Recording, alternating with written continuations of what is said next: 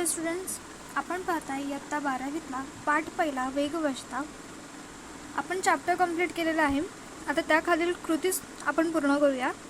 प्रश्न पहिला अ. पाठाच्या आधारे खालील चौकटी पूर्ण करा. पहिलं, जीवन विभागणारे घटक. उत्तर आहे स्थिती आणि गती. दुसरं, विचारांची गती म्हणजे. उत्तर आहे प्रगती. तिसरं, अधोगती म्हणजे. उत्तर आहे दिशाविहीन गती. आणि चौथं, अक्षम्य आवेग म्हणजे. उत्तर आहे विकृती आणि अधिक वेग. पुढचा प्रश्न आ. पहिल्यातला आ कृती करा. पहिलं, गतीबाबतची लेखकाने वर्णिलेली कृती म्हणजे. उत्तर पहिला आकडा अप्रमाण गती, दुसरं अवास्तव गती आणि तिसरं अनावश्यक गती. दुसरा प्रश्न, लेखकाच्या मते जीवन अर्थपूर्ण तेव्हा होते जेव्हा. याचं उत्तर आहे 3 आकड्यांमध्ये उत्तर आहे. पहिलं, कामापुरते वाहन वापरणं, दुसरं आटोक्यात वेग आणि तिसरं कामासाठी वाहन वापरणं. तिसरं, आपण त्याच्यात तिसरा प्रश्न बघू. लेखकाने सांगितलेली वाहनं खरेदी करण्याची कारणे. 2 आकडे आहेत. आपल्याला बॉक्स दिला आहे. जेव्हा एक्झाम असते तर जसे बॉक्स आहे, जसे आकृती आहे तशीच्या तशीच काढावी, नाही तर आपले मार्क याच्यामुळे जाऊ शकतात. आता इथे असे दिले आणि 2 ॲरो केले, तसे ॲरो करायचे आणि उत्तर लिहायचं. तर पहिलं, इतरांशी मानसिक स्पर्धा करण्यासाठी आणि दुसरं आपल्या ऐश्वर्याचे प्रदर्शन घडवण्यासाठी. पुढचा प्रश्न चौथा, वाहनांचा वेग अनिवार्य झाला तर. आकड्यांमध्ये उत्तर आहे, आकडे टाकून लिहा. चित्ताची व्यग्रता वाढेल. दुसरं, डोळ्यांवर, मनावर, शरीरावर ताण पडतो. तिसरं, शरीरभर अनावश्यक स्पंदने निर्माण होतात. चौथं, हादरे बसून मज्जातंतू आणि मणके कमकुवत होतात. आणि चौथं, कमरेची आणि पाठीची दुखणे ही वाहनधारकाची व्यथा निर्माण होते.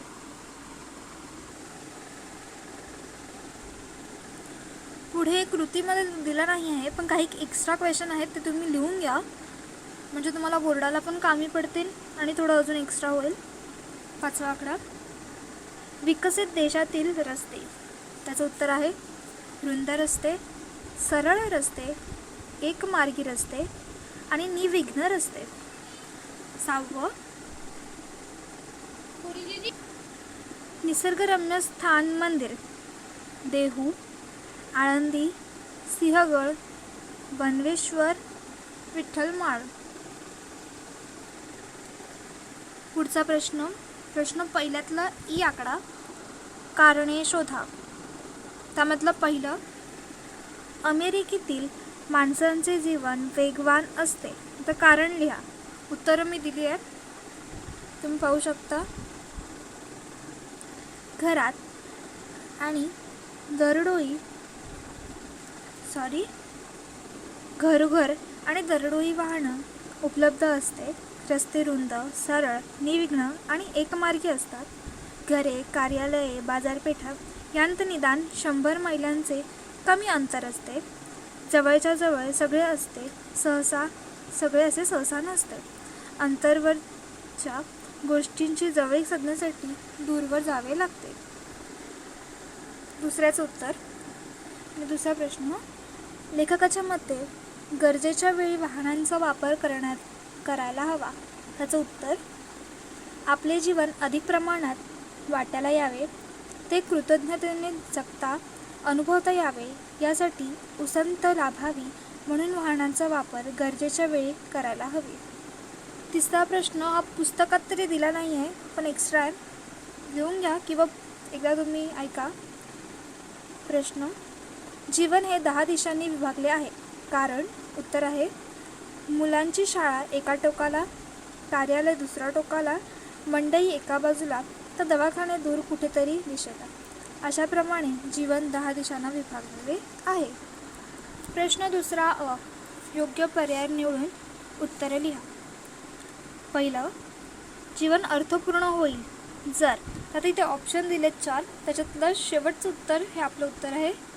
वरील तिन्ही गोष्टींचा अवलंब केला तर, म्हणजे आता पहिला आकडा आहे वाहन कामापुरतेच वापरले तर, वाहन आवश्यक कामासाठी वापरले तर, आणि वाहनांचा वेग आटोक्यात ठेवला तर.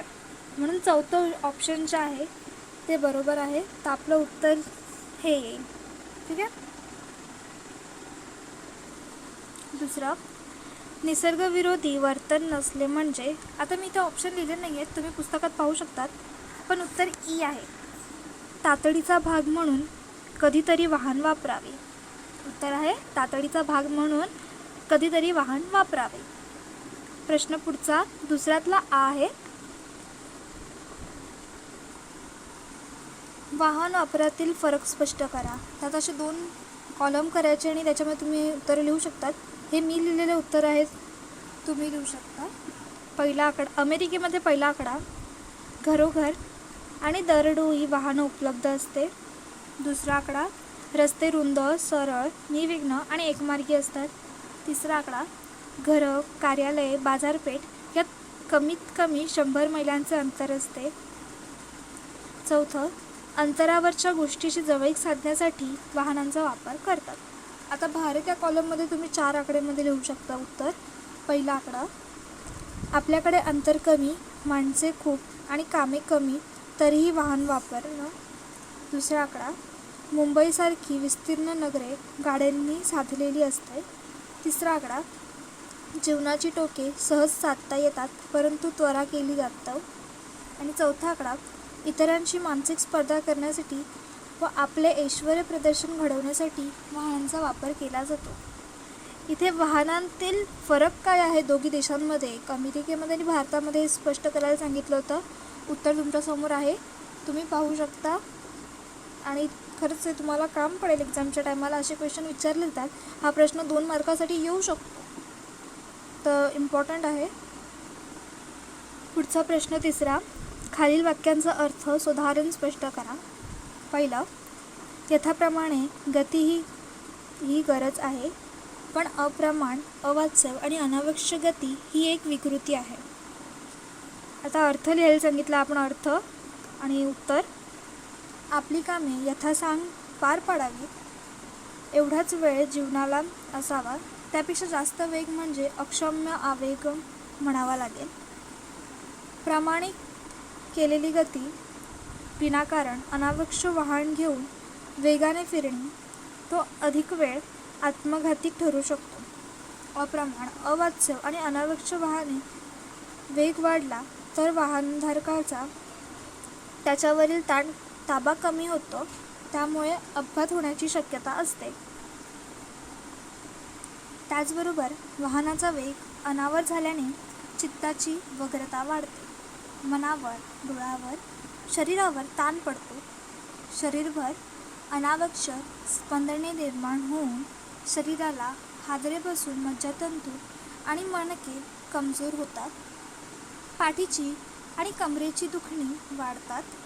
त्याचबरोबर बसणे, उठणे, चालणे, उतरणे, वळणे व खाली पाहणे या मुक्त हालचालीला ताळमेळ बिघडतो. त्यामुळे यथाप्रमाण गती ही गरजेची असते. पुढे प्रश्न तिसऱ्यातला दुसरा आकडा, आरंभी माणसे वाहनावर स्वार होतात, मग वाहने माणसांवर स्वार होतात. त्याचं उत्तर आहे, आपल्या देशामध्ये रस्त्यावरून 2 आणि 4 चाकी वाहनांची खूप अडचण होते. त्यांचा वेग मर्यादित ठेवला तर ती उपयोगी साधने ठरतात आणि वेळ, श्रम वाचवण्यासाठी त्यांचा उपयोग होतो. परंतु अनेक जण फावला वेळ घालवावा कसा म्हणून तो घालवण्यासाठी वाहनांच्या आहारी जातात. त्यामुळे प्रथम माणसे वाहनावर स्वार होतात, मग वाहने माणसांवर स्वार होतात. प्रश्न तिसऱ्यातला तिसरा या आकड्यातला, उगाच भावविश होऊन वेगवश होऊ नये. आता याचा अर्थ लिहायचा आपल्याला. उत्तर, उगाच भावावेश होऊन वाहनांचा वेग वाढवला तर अनेक शरीराची व्यथी निर्माण होतात. जर वाहनाचा वेग अंगीकारला तर शरीरव्यापकात अडथळे निर्माण करून ते निसर्गाविरोधी धोरण निर्माण होते. त्यामुळे आरोग्याची हानी होते. वाढत्या वेगामुळे जीवनामध्ये अनेक ताणतणाव निर्माण होतात. त्यामुळे आपले आणि स्वस्थता टिकवण्यासाठी अस्वाभाविक वेग कमी करावा. उगाच भावावेश होऊन वेग वाढवला तर योग्य ठिकाणी पोचण्यापूर्वीच आपला अंत होऊन जाईल. तर प्रश्न चौथा व्याकरण कृती आहेत. त्यामधला पहिला आपण सोडूया. समानार्थी शब्द लिहा. पहिलं निकड, याचं उत्तर आहे गरज, आवश्यकता. दुसरं उचित, याचं उत्तर आहे योग्य. तिसरं उसंत, त्याचं उत्तर आहे वेळ असणे किंवा सवड. चौथं वग्र, याचा समानार्थी शब्द आहे उत्तर चित्ता किंवा काळजी किंवा मनस्थिती. आता त्याच्यामधला चौथ्यातला खालील समासिक शब्दांचा विग्रह करून समास ओळखा. इथे आपल्याला समास ओळखायला लावलेला आहे. मी व्याकरणाची व्हिडिओ बनवेलच, ती नक्की पहा. आता आपण इथे उत्तरं पाहून घेऊयात काय आहे ती. पहिला आहे ताणतणाव. आता विग्रह म्हणजे एखादा शब्द तोडणे. आता त्याचं कसं जोडलं जाईल? ताणतणाव, तर ताण, तणाव व इतर. आणि हा समास कुठला आहे? तर द्वंद्व समास. दुसरा दरडोई. आता त्याचा विग्रह कसा येणार? प्रत्येक व्यक्तीनुसार. दर म्हणजे प्रत्येक आणि व्यक्ती म्हणजे डोई म्हणजे व्यक्ती. आणि त्याचा समास येईल अव्ययी भाव समास. आता इथे तिसरं यथाप्रमाण. त्याचा विग्रह असा होईल आवश्यक ते प्रमाण. आणि समास असणार आहे अव्ययी भाव समास. चौथं जीवनशैली. त्याचा विग्रह असा होईल जीवन आणि शैली इत्यादी. आपला समास आहे द्वंद्व समास.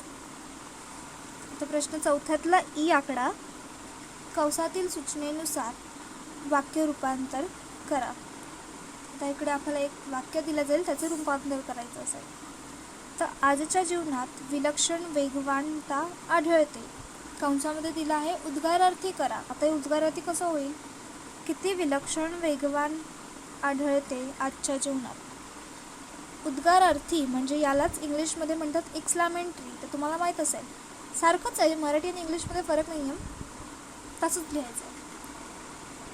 दुसरं आपल्याकडे कामाच्या ठिकाणची अंतरे कमी आहेत. आता हे नकारार्थी करायचं आहे. ब्रॅकेटमध्ये दिलं नकारार्थी करा. उत्तर येईल आपल्याकडे कामाच्या ठिकाणची अंतरे काही लांब नाहीत. उत्तर आहे आपल्याकडे कामाच्या ठिकाणाची अंतरे काही लांब नाहीत. तिसरं निसर्गरम्य स्थान किंवा मंदिर पाहण्यासाठी ही माणसे का जात नाही? कंसामध्ये दिलं आहे विधानार्थी करा. आता हे वाक्य विधानार्थी करताना असं होईल निसर्गरम्य स्थान किंवा मंदिर पाहण्यासाठी प्रत्येक माणसाने जावं. चला पुढचा प्रश्न 5वा हा सहमताचा आहे. तो आपण पुढच्या व्हिडिओमध्ये कव्हर करूया. आजसाठी एवढंच. फक्त तुम्ही माझ्या व्हिडिओला लाईक करा, शेअर करा आणि जर मी काय सांगते, कसं शिकवते समजत असेल तर कृपया करून मला सबस्क्राईब करा. चला तर मग भेटूया पुढच्या व्हिडिओत.